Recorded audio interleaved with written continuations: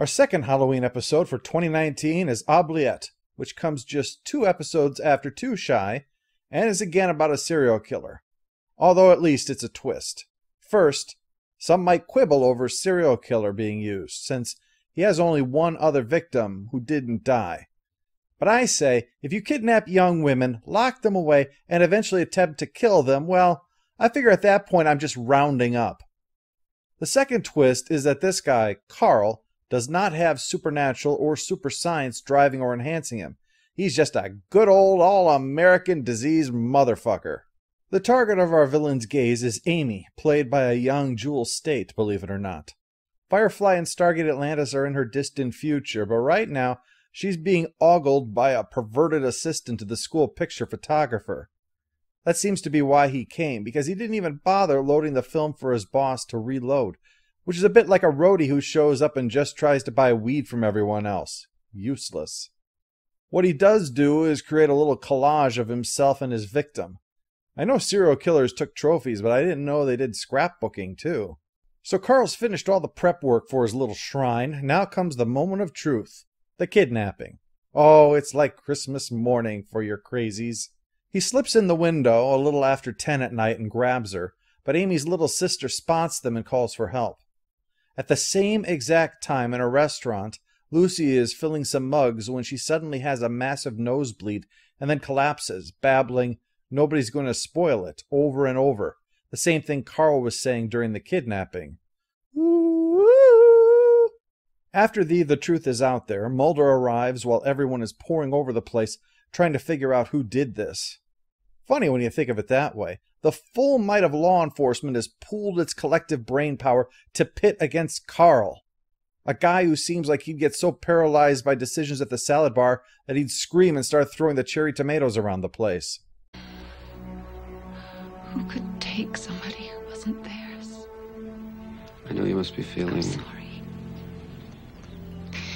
But how could you really know how I feel? This point about Mulder's sister being taken from him is going to burn in the background for this episode, but we'll get more into that later. Anyway, Agent Eubanks introduces himself. He's in charge of the investigation. They're a bit stymied, especially over what happened with Lucy, which is the reason that Mulder came to join in. Eubanks suggests Mulder investigate her. It'd save him the trouble of having to follow up on something which sounds weird but hardly a lead. Scully joins up as he reaches the hospital, where he can explain about Lucy. She was kidnapped and held for 5 years as a child. They never found out who did it, but suffice to say being confined is not something Lucy appreciates right now. She has no answers for them, and while she wouldn't wish her experience on others, she's got her own problems and just wants to get the hell out of here and go back to her rich life of fast food work interrupted by moments of misery. Meanwhile, Carl has run into the problem so many kidnappers fail to plan for. Car trouble.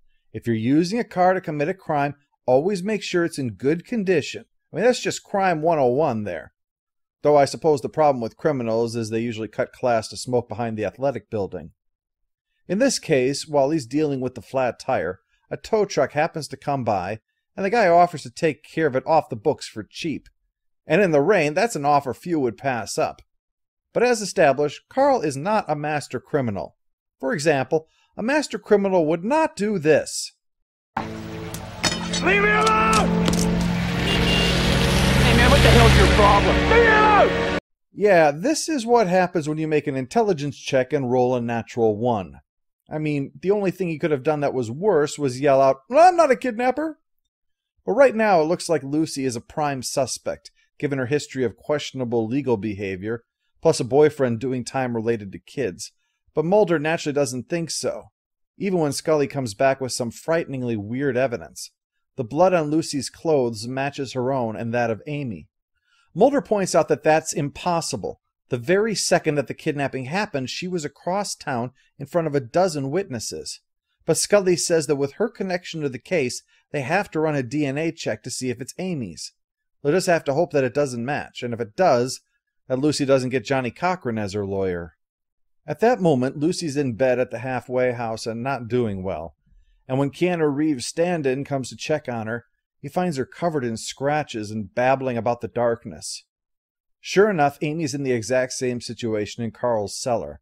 but to the EMTs that check out Lucy, it just looks like that she was on some bad stuff. It may be a sign of prejudice, but at the same time, it's probably a lot more common of a case than has a physiological link with a kidnap victim. I mean, that's probably so rare it doesn't even show up on House. But Lucy tells Mulder that she's clean, and Keanu confirms that she's passed with flying colors, although not the metaphor I would use for a drug test. She insists she can't be of any help, but Mulder keeps pushing in the hopes of changing her mind. But after the crap sandwich life is handed her, Lucy can be guilted about as easily as Skynet, and makes clear that she can't help and does not care. She wants to get back to what little life she has. As for Amy... You're not smiling. Come on, smile for your captor. Do I have to get the puppet out to make you smile? Smile and you'll get to eat your gruel. While that's going on, Mulder is reviewing the footage of Lucy's recovery. She couldn't stand the light after 5 years in darkness and can barely talk. He has real sympathy for her, but he seems to be alone in that. Everyone seems to have the general, yeah, it's a rough break. But Lucy is kind of an unpleasant person, and they're looking for a missing girl right now, so sympathy is in short supply. But that's okay because Scully has a non-Lucy related lead. The pictures meant for Amy's family never arrived, and it seems Carl's boss fired him the next day. The guy has an old address, spent the last 15 years in a psychiatric hospital, and, well, just hold a 5-minute conversation with him. It's an open and shut case. But think about it. Who would naturally have a room that blocks out all light? A photographer. Well, one who uses film, and at this time that was pretty close to everybody who took pictures. There's a current photo of him, taken when they were trying out a new camera, so Mulder wants to see if Lucy recognizes him, although the conversation's a little rough.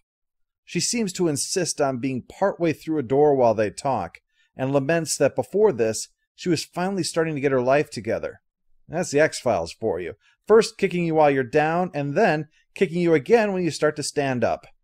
Back in the shack, Amy can hear Carl leave, and so takes the opportunity to try and escape, pulling off the paper to reveal boarded windows, old enough that she can pull them free. But he returns just as she's about to make her escape, so it's her in her nightgown running through the woods. Not the best wilderness gear for a new hiking speed record. It seems like Lucy may be experiencing her terror, because as Amy runs, she starts to run as well, including falling and injuring herself just as Amy does when Carl catches up to her. Man, you quit doing drugs and this happens to you? Screw it, I'd be riding the dragon too. Mulder collects Lucy and they discuss about what's going on, about how somehow she can feel what's happening to Amy. But this gift of hers just keeps on giving. The result of that DNA test reveals that Amy's blood was on Lucy's uniform, so they've come to arrest her as an accomplice. Only she runs for it. She's rather good at that. Meanwhile, Carl has given Amy a stern talking to for not appreciating how hard-working it is to care for a kidnap victim. Mulder is trying to get Eubanks to see that Lucy's innocent, and that this will actually make it harder to get her to help out. Eubanks can't account for the timing, sure, but Mulder's attempt to account for the blood, that Lucy bled it herself, fails to win Eubanks over simply on the grounds that it's ridiculous. I hate to say this, Mulder, but I think you just ran out of credibility. Yeah, we all saw this day coming, Fox, but it's finally gone, man.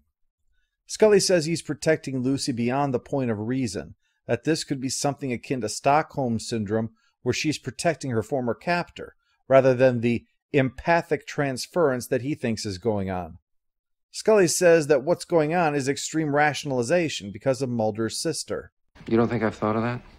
I have. And not everything I do and say and think and feel goes back to my sister.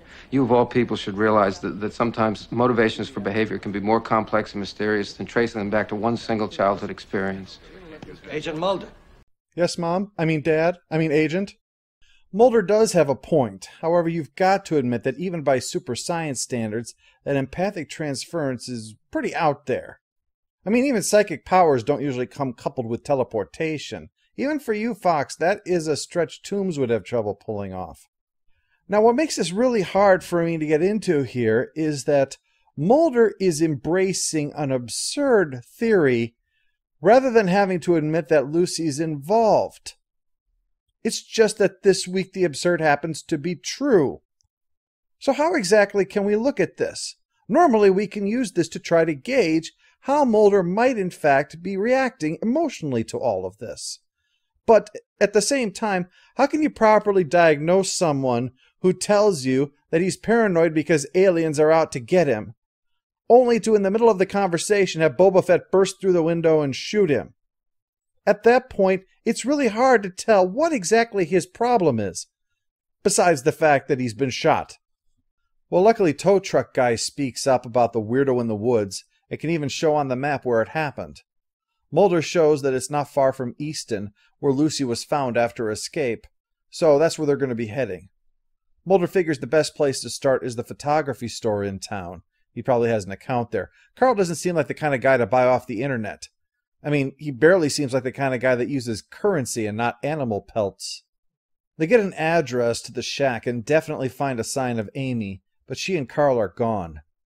Inside, they find Lucy curled up in the cellar, and she can't explain why she came here. She's under arrest, but Mulder takes her to see if she might have any insights. She explains that the pictures are a substitute for touching Amy until Carl can build up to that. But what's more worrying than that thought is that if he can't have Amy, then he's probably going to kill her instead. She also says that at that moment Amy is cold and wet, a bad sign because the river is one way and everyone else is checking in the other direction where the car was found. When the sirens are heard, Carl switches from dragging Amy across the river to option B, drowning her, while Lucy begins inexplicably coughing up water. Good luck to the agent watching her, trying to explain how she drowned in the back of his car. Mulder arrives and finds Carl, and gives him one chance to stop before shooting him, and if anything, that was being too generous. Amy is non-responsive, and even with Scully, there's no resuscitating her. But that's when Lucy, who is starting to do better, suddenly seems at peace, and then Amy returns to life, while we later learn that Lucy dies, of drowning, choosing to die in Amy's place. The end. Oubliette works better than Too Shy for a few reasons. One, the villain is not the focal point. He's a vehicle for the story, a cipher in order to make room for everything else. Second, Amy is a very effective victim. It's no surprise that this young actor would go on to multiple memorable roles. Third, the story is very emotionally focused, as implied by the ability. There's unexpected irony in the line that the mother gives to Mulder, "But how could you really know how I feel?" given that it's precisely true empathy that saves her daughter's life. The episode is also gripping in its use of atmosphere. It moves at a relaxed pace, confident in the ability to sell us on the horror taking place and the tragedy of Lucy, slipping through the cracks of the system and then being a suspect, yet laying down her life for a stranger. It's not the best episode, and unfortunately the actor playing Lucy does kind of let the part down, but I think that it works as well as a sample of its type, where for once the forces of the unknown are a tool for good rather than for evil.